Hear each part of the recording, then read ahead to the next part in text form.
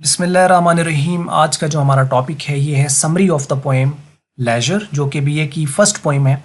इसकी हम समरी देखेंगे आज, और इसके हवाले से एक चीज़ मैं आपको साथ एज अ सजेशंस के तौर पर ऐड कर दूं कि जैसे कि हम जानते हैं कि पूरे बीए के अंदर जो है वो 25 पोएम्स हैं, और जिसमें 22 कंप्लीट ज़रा थोड़ी सी लेंथी पोइम्स हैं, और उसके अलावा जो आखिरी जो 3 हैं वो इनफैक्ट इमेजेस एंड इम्प्रेशंस हैं, जो बिल्कुल दो दो वर्सेस के ऊपर जो है पोइम्स या 4 वर्सेस पर पोइम्स लिखी गई हैं। तो कुल मिला के 25 पोइम्स हैं। अब इन 25 पोइम्स की इम्पोर्टेंस ये है कि हम अगर इनको अच्छी तरीके से ये कर लेते हैं तो हमारी 40 मार्क्स की जो वेटेज है वो सारी की सारी इसी में से आ रही है। 100 मार्क्स का यानी पेपर है तो उसके अंदर 40 नंबर तो खाली पोइम्स के हैं, जिसमें 20 नंबर जो है वो reference to the context explanation के आ जाते हैं, और बाकी जो 20 मार्क्स हैं वो उसके क्वेश्चंस के आ जाते हैं, लॉन्ग जो क्वेश्चंस वगैरह इसके साथ दिए हुए हैं। अब हमें तरीकाकार क्या रखना होगा? क्वेश्चंस तो एक एक, अब 25 पोएम्स हैं तो अब पता नहीं कितने ज़्यादा उसमें से क्वेश्चंस बन सकते हैं। तो अगर 25 भी हों ऑन एन एवरेज हम हर पोएम्स में से 3-3 भी करें तो 75 क्वेश्चंस बन जाते हैं। उसके अलावा रेफरेंस टू द कॉन्टेक्स्ट की तो बहुत ज़्यादा मटेरियल बन जाएगा, तो इसको करना काफ़ी मुश्किल रहेगा। उसका फिर तरीकाकार या शॉर्टकट ये निकाला जाता है कि आपने 2 चीज़ों पर फोकस कर लेना है। जब आप 2 चीज़ों को फोकस करेंगे तो उससे ऑब्वियसली चीज़ें क्लियर हो जाएंगी। वो क्या है कि पहला तो आपने पोएम की अंडरस्टैंडिंग बेहतरीन तरीके से कर लेनी है। उसके यानी जो भी वर्ड वगैरह उसके अंदर आए हुए हैं उसको आप अंडरस्टैंड करें, उसके ऊपर आप इंग्लिश के अंदर जो सेंटेंसेज हैं, फ्रेजेस हैं, वो बनाने की कोशिश करें। ऑब्वियसली जैसे ही आपको समझ आएगी पोएम तो आसानी रहेगी, एक चीज़। दूसरी चीज़ ये है कि आप उसका जो क्वेश्चंस हैं वो आपने उसकी जगह पे एक समरी याद कर लेना। जैसे कि यहाँ पर एक समरी दी हुई है पोएम्स की, अगर आप समरी याद कर लेते हो तो इसके अंदर ही सारे क्वेश्चंस इसके अंदर ही कवर हो जाते हैं। बिकॉज कि जो वो क्वेश्चंस वगैरह बोर्ड के अंदर पूछ रहा होता है वो पोएम से बाहर तो नहीं पूछ सकता, अंदर पोएम के अंदर से उसने सवाल करना है। तो वो क्या होगा कि हमें पोएम की अंडरस्टैंडिंग भी होगी और उसकी हमें समरी भी याद होगी, तो उसको जस्ट आपने अपनी लैंग्वेज को उसके क्वेश्चन के मुताबिक थोड़ा सा मॉडिफाई कर देना है। तो जैसे मॉडिफाई करेंगे उसके अकॉर्डिंगली लिख दीजिएगा तो बात खत्म हो जाएगी। इस तरीके से आसानी ये रहेगी कि आपको एक तो पोएम की अंडरस्टैंडिंग बन गई तो रेफरेंस टू द कॉन्टेक्स्ट आपका आसान हो जाएगा।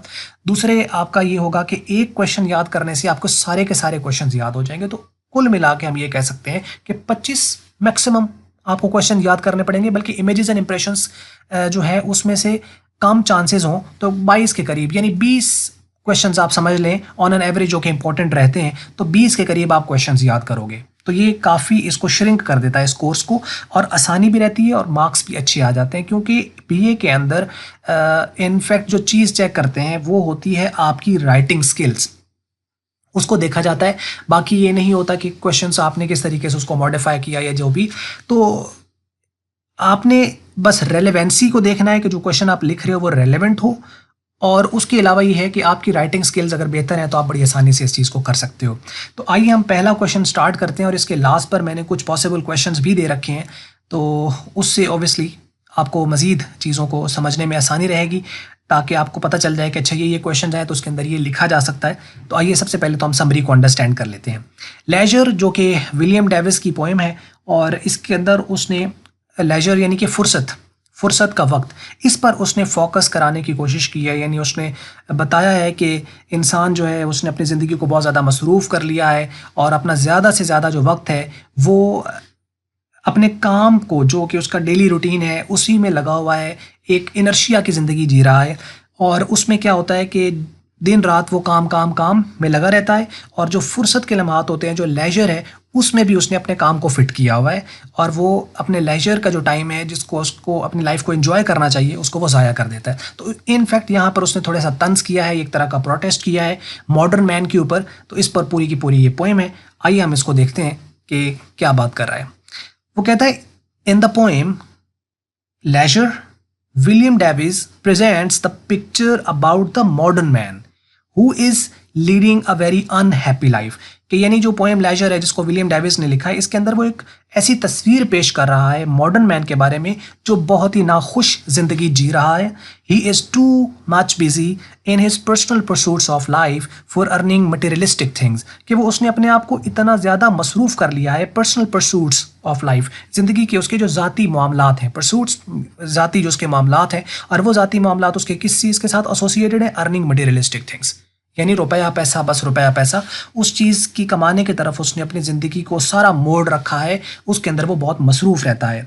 ही is running day and night to get money oriented things, कि वो दिन रात दौड़ रहा है सिर्फ मनी ओरिएंटेड थिंग्स यानी रुपये पैसे के पीछे। ही passes all of his time and doing work for upgrading his life and pays no attention to the beauty of nature, कि वो सारे का सारा जो अपना वक्त है वो अपनी ज़िंदगी को अपग्रेड करने में, बेहतर करने में, स्टैंडर्डाइज करने में गुजार देता है और किसी तरह की कोई तवज्जो नहीं देता कुदरत की खूबसूरती की तरफ।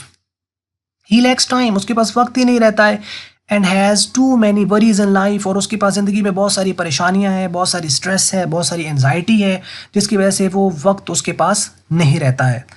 The theme of the poem is very serious, यानी जो इसका थीम है, जो इसका मोटो है, वो बहुत ही संजीदा है। It has been presented in a very realistic and straightforward manner, इसको जो पेश किया गया है, इसको जो बताया गया है, वो बहुत ही हकीकी और सीधे से तौर तरीके के तौर पर पेश किया गया है। The poet has presented his idea openly which attracts the attention of reader at once, कि जो पोएट है उसने अपने आइडिया को इस ओपनली यानी इस अंदाज के साथ, उसने खुले दिल के साथ उसने उसको पेश किया है कि जो पढ़ने वाले की जो अटेंशन है उसको फ़ौरन से खींचता है अपनी तरफ। The vocabulary of the poem is very simple, इसकी जो पोएम की वोकेबलरी है, जो वर्ड्स हैं, वो कोई ज़्यादा डिफ़िकल्ट मुश्किल नहीं यूज़ किएगा, बहुत सिंपल है। The poem is short and has a great idea of all the time, एक तो ये मुख्तसर है लेकिन इसका जो आइडिया है वो बहुत बड़ा एक आइडिया, यानी जो अपना वो एक थॉट पेश करना चाह रहा है, वो हर दौर के लिए बहुत अहम है कि इंसान जो है वो अपनी ज़िंदगी के लिए मसरूफ़ियत से निकल कर फुर्सत के लम्हात में आए और अपनी ज़िंदगी को एंजॉय करे। In fact it is a beautiful sonnet presented beautifully, यहाँ पर वो कहता है कि दर हकीकत जो है ये एक सोनेट है जिसको बहुत ही खूबसूरती के साथ पेश किया गया है। सोनेट क्या होता है? एक ऐसी पोएम जो कि 14 वर्सेस की होती हैं और 10 सिलेबल्स पर कंसिस्ट होती है उसकी वर्स, तो उसमें ये तो लिटरेचर के पॉइंट ऑफ व्यू से आप समझ लीजिए कि 14, सिंपल लैंग्वेज में आप कह लीजिए कि ऐसी पोएम जिसकी 14 वर्सेस हैं उसको हम कहते हैं कि वो सोनेट है। तो एक तरह की ये सोनेट है। तो ये तो पहला जो पैराग्राफ आप देखें तो इसको आप ये कह सकते हो कि इस पैराग्राफ के अंदर इनफैक्ट उसने ये बताने की कोशिश की है कि पोएम क्या है, किस तरह का आइडिया क्या है, थीम क्या है, उसकी थोड़ी बहुत तारीफ आपने पोएम के बारे में लिख दी, पोएट का आइडिया लिख दिया, जो कि हर पोएम के साथ आपने इसी तरह करना है कि आप जो पहला पैराग्राफ बनाए वो तो ज़रा इंट्रोडक्टरी बनाएं। अब इसमें से बहुत सारे क्वेश्चंस जनरेट हो सकते हैं यहाँ पर कि ये जो पोएम है उसने किस तरह की पोएम लिखी है, या इसका वो आइडिया क्या है, या थीम क्या है, या आप इससे कितने जो है वो इससे सेटिस्फाई हैं, या इस आइडिया से आप कितने जो है वो एग्री करते हैं। जो विलियम डेविस का आइडिया है इससे आप एग्री करते हैं या नहीं करते, वो डिपेंड करता है कि आप एग्री करें, आप एग्री ना करें, वो आपकी अपनी ओपिनियन होती है, वो आप राय दे सकते हैं इसके अंदर। तो पहला तो हो गया, यानी आप समझ लें इंट्रोडक्टरी, जब आप ये प्रेजेंट कर देते हैं अब आपने आगे पोएम जो अंडरस्टैंड की हुई है उसी को अब आपने एक तरह की, जैसे हम एक्सप्लेनेशन करते हैं तो वही अब आपने उसको ऐड कर देना है। तो यहाँ से हम बात कर रहे हैं कि the poet starts the poem with a question, जैसा कि आपने देखा कि वो कहता है कि what this life is if full of care, no time to stand and stare, जो कि वो कहता है कि वक्त नहीं है इंसान के पास ठहरने का, देखने का, गौर व फिक्र करने का, तो ये ज़िंदगी क्या है, तो वो क्वेश्चन से स्टार्ट करता है। The poet starts the poem with a question, he asks what this life is if full of cares and we have no time to stand and stare, यानी हमारे पास रुकने का और गौर व फिक्र करने का अगर वक्त नहीं है तो वो कहता है ये ज़िंदगी किस तरह के, यहीं से वो पोएम को स्टार्ट करता है। इनफैक्ट ही क्रिटिसाइजेस, वो क्रिटिसाइज कर रहा है द मॉडर्न मैन, यानी जो जदीद दौर का इंसान है उसको वो क्रिटिसाइज करता है, who is living a life full of work and burden, यानी जो सिर्फ काम और बोझ तले दबी हुई ज़िंदगी जी रहा है उसको वो क्रिटिसाइज कर रहा है, तंज कर रहा है, लेमेंट्स कर रहा है। Poet does not consider such life an ideal life, इस तरह की जो ज़िंदगी है उसको पोएट जो है वो एक आइडियल लाइफ नहीं कहता, वो कहता है कि ये कोई स्टैंडर्ड ज़िंदगी नहीं है, ये कोई ऐसी लाइफ नहीं है जो कि किसी के लिए जो है वो मिसाल के तौर पर पेश की जा सके। He wants to divert the attention of man towards the beauty of nature. शायर क्या चाहता है, पोएट क्या चाहता है, वो चाहता है कि इंसान अपनी जो अटेंशन है वो ब्यूटी ऑफ नेचर की तरफ डाइवर्ट करे, उसको मोड़े उस चीज़ की तरफ और देखिए कि कुदरत ने उसके लिए कितनी खूबसूरत चीज़ें पैदा की हैं, उस चीज़ के ऊपर उसको गौर करना चाहिए। He compares human beings to animal, यहाँ पर वो इंसानों को जानवरों के साथ कंपेयर करता हुआ पोएम जो है, अगर हम पोएम पढ़ें तो उसके अंदर हमें ये पता चलता है कि जो पोएट है उसने जानवरों के साथ उसका मवाजना किया है। शीप एंड काउज के साथ, अगर आप देखें पोएम आपने पढ़ी है तो शीप एंड काउज के साथ उसने कंपैरिजन किया है। वी गेट द आइडिया, हमें वहां से आइडिया मिलता है that animals are better than human beings in such sense that they are living more independent life than human beings. हमें वहां से ये आइडिया मिलता है कि जो जानवर हैं वो इंसानों से एक अच्छी ज़िंदगी जी रहे हैं, बेहतर ज़िंदगी जी रहे हैं, इस सेंस में, इस तौर पर कि they are living more independent life, कि वो एक ज़्यादा आज़ाद ज़िंदगी गुजार रहे हैं देन ह्यूमन बींग्स, इंसानों की निस्बत ज़्यादा आज़ाद हैं, कि वो अपनी मर्ज़ी से जहाँ चाहें जा सकते हैं और कुदरत के नज़ारों से दिल अफरोज़ हो सकते हैं, यानी खुश हो सकते हैं, एंजॉय कर सकते हैं। लेकिन इंसान जो है वो दिन रात अपनी मटेरियलिस्टिक जो चीज़ें हैं उसको पूरा करने के लिए उसके पीछे लगा हुआ है और कुदरत के उन नज़ारों को वो अपने वक्त की कमी की वजह से मिस कर देता है। तो यहाँ पर इनफैक्ट वो क्रिटिसाइज़ कर रहा है मॉडर्न मैन को। उसके बाद वो बात करता है, poet further says that when we pass through woods, कि जब हम जंगल से गुजरते हैं, we do not have time to see where squirrels hide their nuts in grass, कि जब हम जंगल से गुजर रहे हों तो हम देख ही नहीं पाते। We do not have the time to see, यहाँ पे उसने स्टेयर का लफ्ज़ यूज़ नहीं किया, सी कहता है कि हमारी नज़र ही नहीं पड़ती, हम नोटिस ही नहीं कर सकते कि स्क्वेरल्स जो हैं उन्होंने घास के अंदर अपने नट्स कहाँ पर छुपा रखे हैं, मतलब हमें नज़र ही नहीं आता। नट्स इन ग्रास से मुराद है कि यानी ये भी कुदरत की चीज़ें हैं जो कि हम जंगल से गुजर रहे हैं तो हमें सामने पड़ी हुई चीज़ भी दिखाई नहीं देती। He uses the word see instead of stare और लुक, उसने ना तो लुक का लफ्ज़ इस्तेमाल किया, ना स्टेयर का लफ्ज़ इस्तेमाल किया, बल्कि सी का लफ्ज़ इस्तेमाल किया, विच simply means a strong protest against the busy life. ये एक बहुत ही शदीद किस्म का एहतजाज है उसका एक बिजी लाइफ के अगेंस्ट, के खिलाफ। We get the idea that he calls such busy person a blind man, क्योंकि देखो सी जो देख नहीं सकता तो इसका मतलब वो ब्लाइंड है, तो डायरेक्टली हमें वहाँ पे वर्ड मिला कि ही कैन नॉट सी, तो हम इसमें इनडायरेक्टली यहाँ से जो एक आइडिया ले सकते हैं कि इनफैक्ट वो कहना चाहता है कि ब्लाइंड मैन है modern man who is passing through the jungle but can not notice the beauty of things around him, कि वो जंगल से तो गुजर रहा है, कुदरती नज़ारों से वो गुजर रहा है, लेकिन चीज़ों को नोटिस नहीं करता। It means when we are close to nature we do not have time to enjoy it, कि जब हम कुदरत के करीब होते हैं, नेचर के करीब होते हैं, तो हमारे पास वक्त ही नहीं होता कि हम उसको एंजॉय कर सकें। Even when it is a day time, जब दिन हो का वक्त होता है, सन शाइन्स ब्राइटली, और सूरज जो है वो चमकता है ब्राइटली, यानी खूब चमकता है, we do not have the time to see the streams full of the stars, तो हम दिन की रोशनी के अंदर तारों भरी नदियां भी नहीं देख सकते। तो यहाँ पे तारों भरी नदियों से क्या मुराद है कि यानी दिन की रोशनी जब वो पानी पर पड़ती है तो वो जो रिफ्लेक्शन देता है तो ऐसे महसूस होता है जैसे तारे चमक रहे हो, जैसे आसमान पर रात को तारे चमकते हैं। तो स्ट्रीम्स फुल ऑफ स्टार्स से क्या मुराद है, यानी रिफ्लेक्शंस, और वो एक बड़ा एक खूबसूरत नज़ारा होता है ये जो कि ऐड कर रहा है यहाँ पर। Poet means to say that water of these streams shines under the strong sun, कि वो पानी जो चमक रहा है स्ट्रॉन्ग सन की वजह से, ये उस चीज़ की तरफ इशारा कर रहा है जो कि स्टार्स महसूस होते हैं। The reflections produces a beautiful scene for one who pays attention, कि ये जो रिफ्लेक्शन है ये एक बेहतरीन किस्म का नज़ारा, खूबसूरत नज़ारा पेश करता है सिर्फ उसके लिए जो अटेंशन करता है, जो थोड़ी तवज्जो करता है। और ऑलमोस्ट आखिरी जो यहाँ पर पैराग्राफ है इसमें बात करता है the poet has personified beauty, कि जो पोएट है उसने खूबसूरती को पर्सोनिफाई किया है। पर्सोनिफिकेशंस क्या होती है, पर्सोनिफिकेशन में ये होता है कि जब कोई लिविंग एट्रीब्यूट्स जो होते हैं वो किसी नॉन लिविंग के ऊपर लगा दिए जाएं, जैसे देखना, सुनना, बोलना, सूंघना, खाना, सोना, जागना, महसूस करना, ये सारी क्या है, ये जिंदा लोगों की हैं, लिविंग्स के हैं। लेकिन अगर किसी भी चीज़ के साथ इसको जो है वो जोड़ दिया जाए, चाहे वो फूल हो या चाहे वो आपके पास ऐसी कोई चीज़ हो, तो वो ऑब्वियसली जो है वो एक पर्सोनिफिकेशंस कहलाएगा। He represents beauty of nature as a woman, वो जो है वो ब्यूटी ऑफ नेचर को एक वुमेन के तौर पर प्रेजेंट करता है, who is dancing beautifully but losing her charm because nobody pays attention to her, कि वो जो है जो नेचर है उसकी खूबसूरती को एक औरत के तौर पर पेश कर रहा है जो कि डांस कर रही है खूबसूरती के साथ, लेकिन अपना जो चार्म है, जो अपनी खूबसूरती है, उसको वो खो रही है क्योंकि कोई बंदा उसकी तरफ तवज्जो नहीं कर रहा है। ये वो लाइंस यूज़ कर रहा है इनफैक्ट पर्सोनिफिकेशन यूज़ करते हुए कि जो कुदरत है वो तो इंसान के लिए जो उसने अपने आप को बिखेर रखा है। जैसे कि एक कोई औरत है और वो डांस कर रही है, तो वो एक खूबसूरत नज़ारा पेश करती है कुदरत, लेकिन इंसान उसकी तरफ तवज्जो नहीं करता है। दस unluckily the modern man is losing the beautiful sides of nature because of his business. ठीक है, तो ये बिजीनेस है, यहाँ पे आई अगर लग जाएगा तो बिजनेस बन जाएगा, यहाँ पे वाई है बिजीनेस, यानी अपनी बिजनेस की वजह से वो इस खूबसूरती को खो देता है।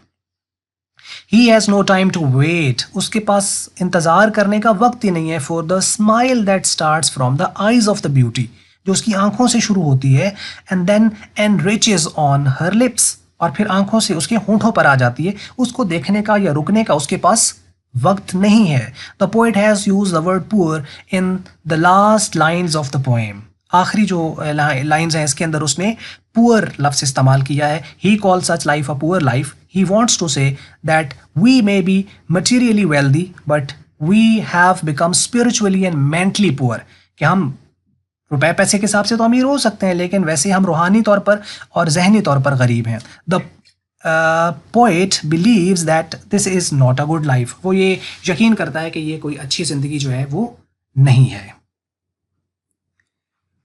तो यहाँ पर हमारा जो इसका खुलासा था वो हुआ एंड। समरी आपको समझ लगी होगी पोएम की। अब इसमें से कौन से पॉसिबल क्वेश्चंस बन सकते हैं जो कि इम्पोर्टेंट है वो ये हैं, और किसी भी फॉर्म के अंदर आपको क्वेश्चन आता है इनमें से तो आपने यही लिखना है, बस थोड़ी सी आपने मॉडिफिकेशन करनी है।